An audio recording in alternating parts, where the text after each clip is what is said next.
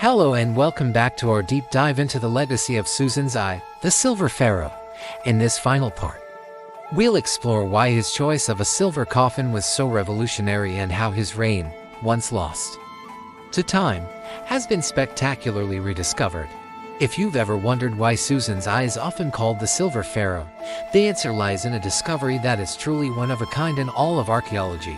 When his tomb was opened, it revealed something utterly unique. A royal sarcophagus made not of gold, but of solid silver. To this day, it remains the only solid silver pharaoh's coffin ever found. This wasn't a choice made out of a lack of gold, far from it. It was a powerful, deliberate statement. But why silver? To understand this, we need to step back into the ancient Egyptian mindset. For them, gold was the flesh of the gods, brilliant and incorruptible. But silver held an even more profound and sacred meaning. It was believed to be the bones of the gods. Silver was associated with the moon, with purity, and with the eternal, luminous framework of the divine. So, by choosing silver for his final resting place, Psusennes wasn't just showcasing his immense wealth, he was marking himself as a ruler of divine substance, a king whose very essence was tied to the celestial and eternal. In a world where gold was plentiful, silver was the true measure of rarity and sacred power. His legacy, however, stretches far beyond the precious metals of his tomb. Psusennes I came to power during a fractured and challenging period in Egyptian history. The nation was divided, with the north and south often at odds. His reign was a masterclass in diplomacy and consolidation.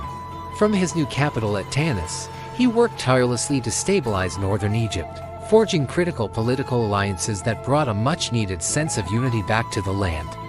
He didn't just build a city, he built a power base, transforming Tanis into a northern capital that could rival the ancient splendor of Thebes. A key part of his strategy was religion. Psusennes understood that shared faith could bind the nation together. He initiated significant religious projects, restoring old temples that had fallen into disrepair and building new ones dedicated to the great gods of the Egyptian pantheon.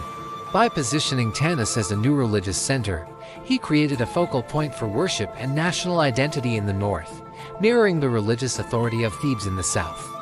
His reign was an era of relative peace and stability, a remarkable achievement during a time plagued by internal division and external threats.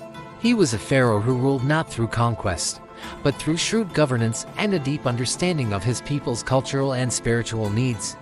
Yet, despite all these accomplishments, history almost forgot him as the centuries rolled on. The great names of the new kingdom like Ramesses the Great and Tutankhamun cast long shadows that eclipsed the pharaohs of the third intermediate period. Psusennes' name faded from the grand narrative of Egypt, his magnificent capital of Tanis slowly buried beneath the sands of the Nile Delta. It seemed his legacy was destined to be a footnote, a minor king from a declining era. That all changed in 1940, when the French archaeologist Pierre Montet, after years of painstaking work in the Delta, finally broke through into the royal necropolis at Tanis. He had no idea what he was about to find. The world was on the brink of war, and the news of another pharaoh's tomb discovery was largely overshadowed. But what Montet uncovered was a treasure that, in its own way, was just as stunning as Tutankhamun's. Inside the undisturbed tomb of Psusennes I lay a collection of artifacts that defied all expectation. Today, Psusennes I stands as one of the most powerful reminders that the glory of ancient Egypt did not simply vanish after the New Kingdom.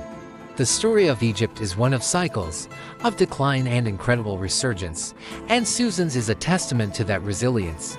His stunning golden death mask, a masterpiece of craftsmanship that rivals the most famous masks of his predecessors, stares out at us with serene authority.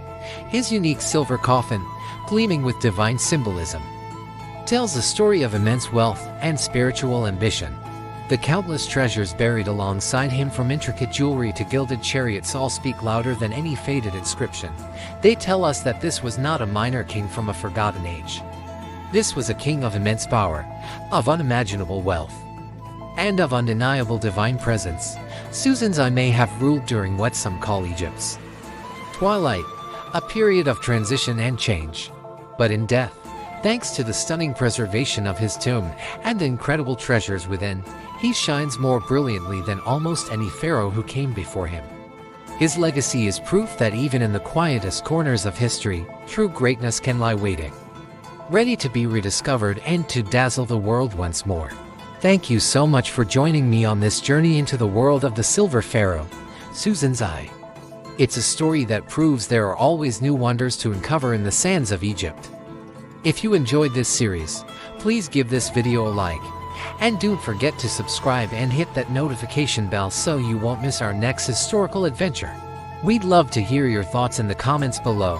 Until next time, stay curious.